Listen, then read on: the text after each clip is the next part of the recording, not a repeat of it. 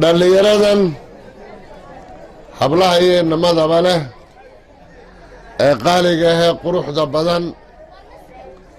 ee habeenkan caawa ah halkan aynu xafladoodii ku dabaaldegayno ee caawa la soo midoobay xusbiga kulmiye kana soo diga rogtay xusbiga wadani iyo madaxda kala duwan wasiirada madaxda xusbiga ee heer qaran iyo heer gobolba leh qurba jooga asalaamu calaykum waraxmatullaahi wabarakaatu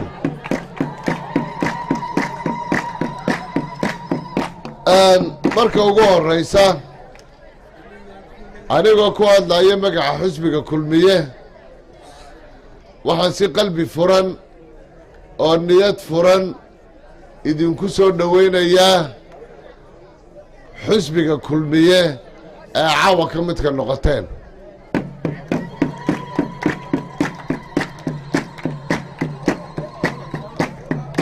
waxaan kaloo idinkuna bushaaraynayaa idinna sheegayaa inaa caawa aydun leedihiin xuquuq kasta oo qof kastoo kulmiyii leeyahay dhallinyaradan beesha arab bari aad iyo aad ayaannu idiin soo dhoweynaynaa xusbigaa ka mid tihiin dhiig cusub aqoon firfircooni ayaa intaba ku soo biirinaysaan xusbiga odayadii madaxdii dhallinyarada ee aanu markii horena wada hadalla ee aanu saragnay iyo odayadii iyo hablihii kale idinkala soo shaqeeyeyna aad iyo aad baan ugu mahadnaqaya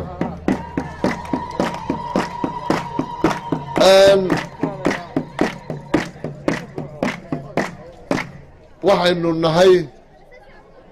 qaranka reer somalilan baynu nahay waxaynu soo marnay taariikh adag iyo waayo badan oo muddo 60 sannadood ku dhowaada baynu soo marnay hadda ninkii dhallinyarada ee halkan ka hadlaayey ee guddiga fulinta ee xusbiga kulmiye ka midka ahaa waxa uu yidhi aniga somalilan baa iga weynoo markii uu dhashay waa kii inoo sheegay dhallinyarada iminka halkan joogtaana waxay badankooduba dhasheen intii somalilan dalka somalilan uu jiray 60kii baynu xorownay 91kiina haddana waxaynu nihi xorriyaddii baynu dib ula soo noqonnay gumaysi dambe daynagumuu dhicin ee dowladnimadii iyo midnimo jacaylkii soomaaliyeed ayaa maxaanku dhahday mustaqbalkeennii horena qaatay xorriyaddeennina dib baynu la soo noqonnay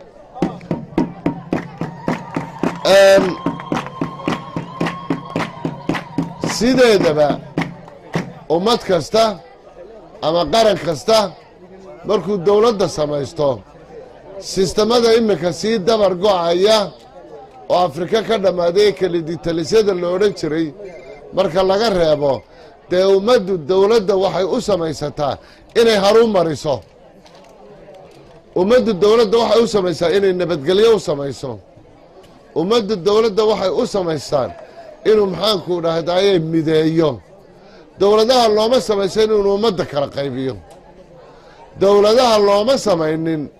oo ummaduhu uma samaystaan inuu cawaaqib xumo ciilqab nabadgelyo darro dagaal ehliya dib uu ugu soo abuuro ummaduhu dowladaha uma samaystaan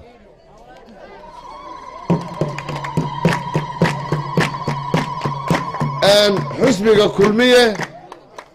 mucaaridka marka uu ahaa doorashadii 2010kii xusbiga kulmiye ku guulaystay 2003diina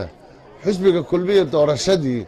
kumuu guulaysana xusbigii udubbaa ku guulaystay xusbiga kulmiye waa xusbiga qura taariikhda dalka afrika lagu yidhaahdo iyo caalamka saddexaad la yidhi 80 cod baa lagaaga helay oo dabadeedna hambeliyey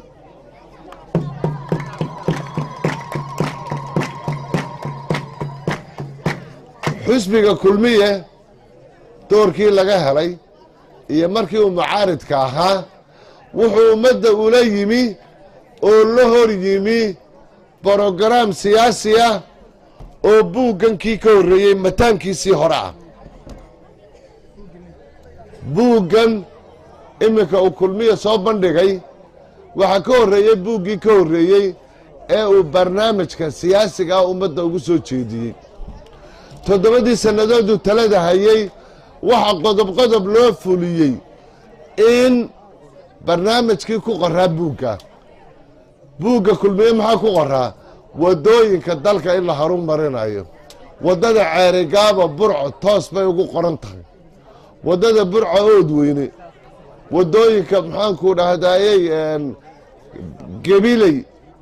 kalabaydh dila boorame way ku wada qoran yihiin eeriboodhada dalka in la horumariyo way ku qoran tahay dekedaha dalka in la horumariyo way ku qoran tahay maalgashi in dalka la keeno adduunyadu iminka siday waagii hore u kala qoqobnayd uma kala qoqobna adduunyadu maalgashi bay ismaalgelisaa iminka DB World dekedaha ugu badan ee qoqooyiga mustafa cabdi cartan iminka halkan ka hadlayay dekedaha maraykan kuwa kanada kuwa ingiriiska DB World intaasoo dekedooday gacanta ku haysaan maxaa inaga inoo diiday intan waxaan uga jeeday had iyo jeer xusbiyada mucaaridkii markay doonayaan inay xukunka qabtaan sidii berigii hore kulmiye waxay la yimaadaan barnaamij ay leeyihiin xukuumadda xilka haysa annagaa kaga wanaagsan oo barnaamijkaasaanu keenayna waxaa ka mid a ciidamada qaranka sida ciidamada qalabka sida waa garanaysaanoo yaa janana yaa askariya yaa taliya wax ay ku kala duwanaayeen ma jirto idihii gorodda madoobaad unbay ahaayeenoo derajaba may lahayn ciidamadeenna waa idinka arka iminka quruxda derajadii bay leeyihiin jenaraaladii bay leeyihiin waxa lagu kala soocay leeyihiin xusbiga madani maxaanu ku kala duwannahay waddani barnaamij siyaasi buug yaroo ay beri dhowto qorqoreen waa la sheegaye laakiin dhallinyaradiinan wada aqoon-yahankii kaayaguna wuxuu ku jiraa social mediahu ku jiraa kooduna wuu ku jiraa waana helaysaan xafiiska gobolkaa ka helaysaan labadaa laysu akhriyaya ka aqooni ku dheehan tahay iyo kaanay aqooni ku dheehnayn laakiin brograam wanaagsan oo kaley leeyihiin idinku mala brogaraamka waa soo aragteenoo idinkaaba waddani ahaa baalkaa brogaraamka ahee la yaab kalehee ay leeyihiin waa maxay waa cayda muuse biixi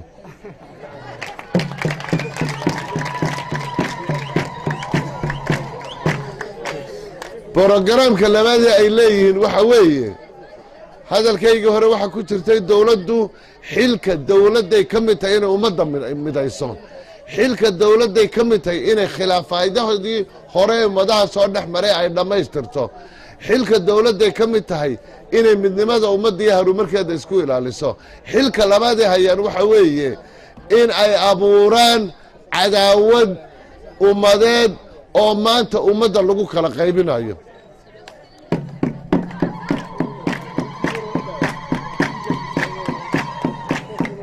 haa wayna soo mareen taariikha aan wanaagsanayn oo somalilan dhexdeeda ah oo somalilan iskaga hor timi laakiin way ka midowday way ka heshiisay way ku wada nooshahay maanta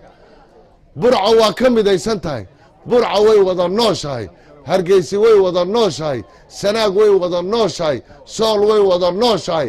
maanta barnaamijyadii maalintii dhaweyta socday waxa weeye barqadaha layskula dareero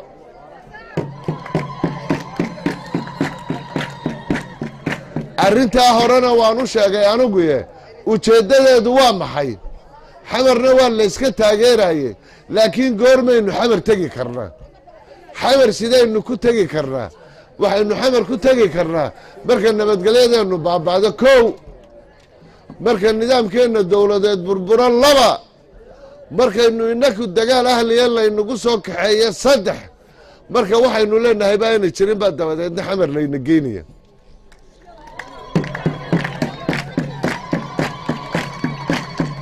waxaan kaloo sheegnay sababta farmaajo annaka aanu u jeclayn qolada kulmiye ee laakiin qolyaha wadani uu u jecel yahayna waxa weeye dee annaku maxaanku dhahdaayey adeerkii iyo dowladdiisii raggii ka hor yimi baanu nahaye ragga uu doonayaa waxa weeye waa hadhaagii dowladdii adeerkii maxamed siyaad barre ayay de maanta isxudxudanayaane annaka isma xudxudanayno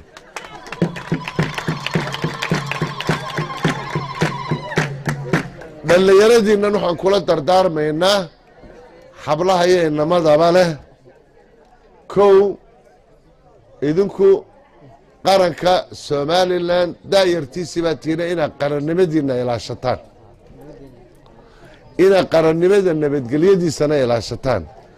inaan dhallinyarada da'dii naas ah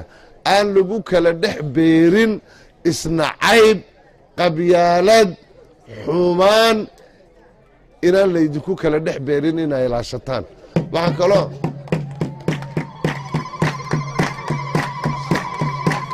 waxaan kaloo idinkula dardaarmayaa doorashadii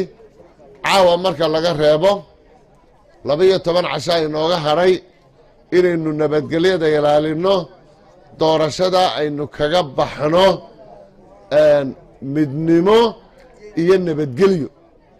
waad madaxweynayaasha tartamaya xusbiyada tartamaya waa tiimamkaa kubadda wada ciyaaraya intaa marka ay kubadda ciyaarayaan waxay isku samaynayaan waa idinka arkay marka ay ciyaartu dhammaato waa kuwa garamada la kala baxa waa ilbaxnimo maxaanku dhahday xeerkeeda caynkaasa siyaasaddana xeerkeedaa ah meel adiga waxba laguma sii dhigine qadarka allay ku xidhan tahay dee sidii axmed siilaaye kulmiye iska hambaliya marka 80 cod lagaaga helo